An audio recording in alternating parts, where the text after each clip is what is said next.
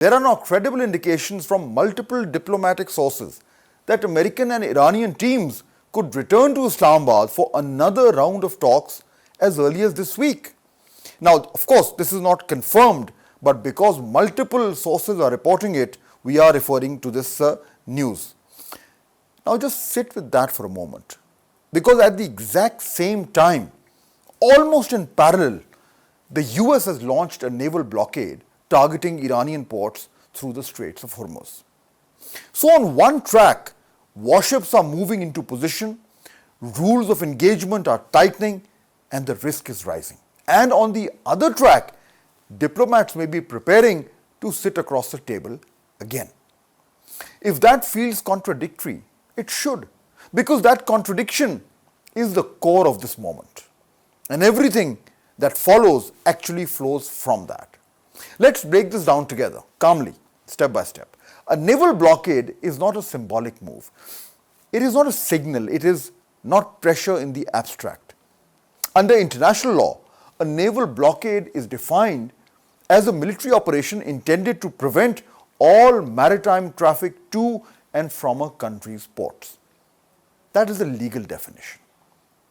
And once you strip everything else away, what you are left with is simple. This is an act of war.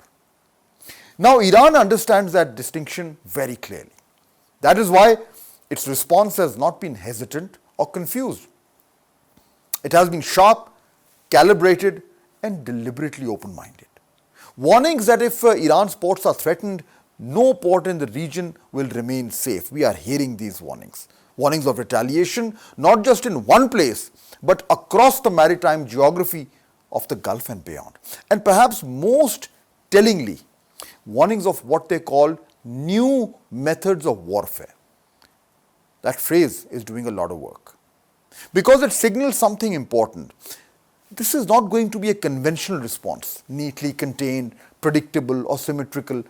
This is going to be indirect, layered, and designed to stretch the battlefield. Now bring that into the operational picture. American naval forces are now operating in one of the most congested, strategically sensitive waterways in the world. You have drones operating at multiple altitudes. You have anti-ship missiles deployed along the coastlines. You have fast attack boats capable of swarming large vessels. And in that environment, every single interaction carries risk. Not just escalation by decision, but escalation by mistake. History tells us those are the moments that spiral the fastest. Now here is where things begin to get a bit more complicated. Because even as this blockade has come into effect, it is already being tested. Ships are still moving through the straits, some turning back under pressure, some continuing forward, calculating that the risk is manageable. Even the numbers themselves do not align. Officials claim suggest that a much larger volume of traffic is under watch. Independent tracking suggests far less, which tells you something very clearly. This is not a clean blockade. It is partial, it is contested, and it is fragile. But, and this is the critical point, even a fragile disruption at this location has outsized consequences, because nearly 20% of the world's oil flows through the Straits of Hormuz. You do not need to shut it down completely, you just need to disturb it. And we have already seen how that works in practice.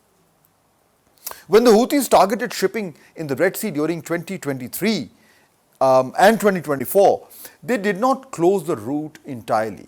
They did something far more effective. They made it uncertain. Ships rerouted around Africa. Insurance premiums surged dramatically. Transit times increased. Costs climbed up.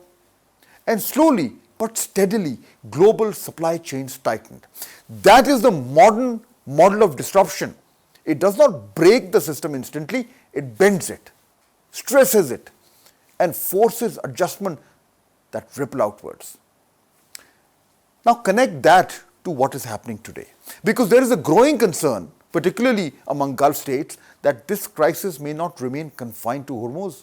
Reports in international media suggest that Saudi Arabia is actively pressing the US to step back from the blockade and return to negotiations. Not out of sympathy for Iran, but out of concern about what Iran might do next.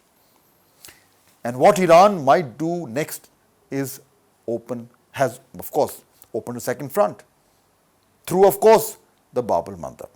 This is a narrow maritime gateway connecting the Red Sea to the Indian Ocean. It is the main exit route for Gulf oil heading towards Europe. If that choke point is disrupted, you are no longer looking at pressure in one location, you are looking at a dual choke point crisis. Hormuz in the Gulf, Bab el-Mandab at the edge of the Red Sea. This is not leverage, this is systemic disruption. Before the Gaza war, roughly 9 million barrels of oil moved through Bab el-Mandab every single day. When the Houthis began targeting vessels, that flow dropped sharply and traffic never fully normalized. Even now, the system carries that residual stress, which means the infrastructure for disruption already exists. It does not need to be created, it only needs to be activated.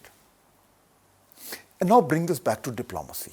Because just days ago, here in Islamabad, the US and Iran spent nearly 21 hours in negotiations.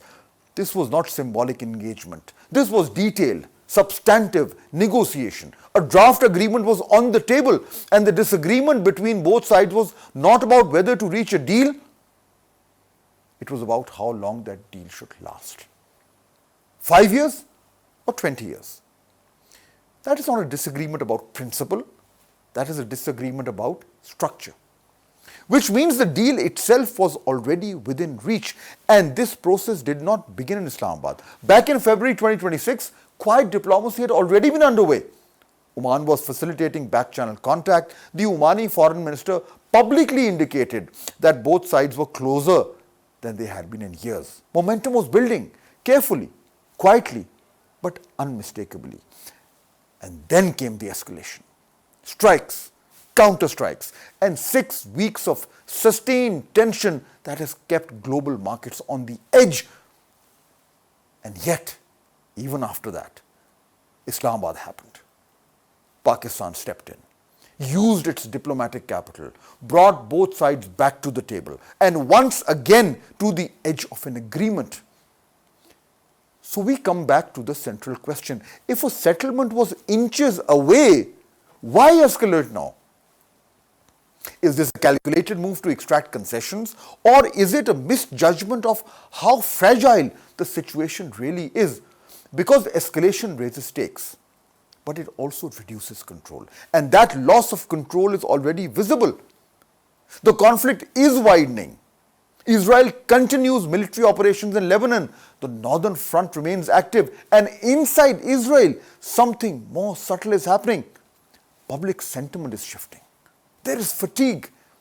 There are questions about the cost of this war.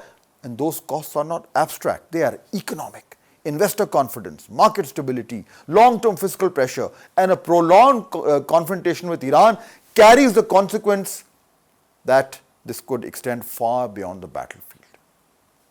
So there is pain in Israel. Now step back and look at the broader picture. Because this is not a conflict without exits. There are off-ramps. For Iran, the incentives are clear. Sanctions relief, access to frozen financial assets, economic breathing space after years of pressure. For the US, the incentives are equally clear. An opportunity to step back from a conflict that is becoming politically sensitive and economically costly, both at home and globally. Because this is no longer just about foreign policy, it's about energy markets, it's about inflation, it's about domestic pressure, which means the real challenge at this stage is not military, it is political. How do you step back without appearing to retreat? How do you de-escalate without losing leverage? And how do you manage allies in a way that maintains cohesion? Because no ceasefire holds unless all actors are aligned. And that, by the way, includes Israel.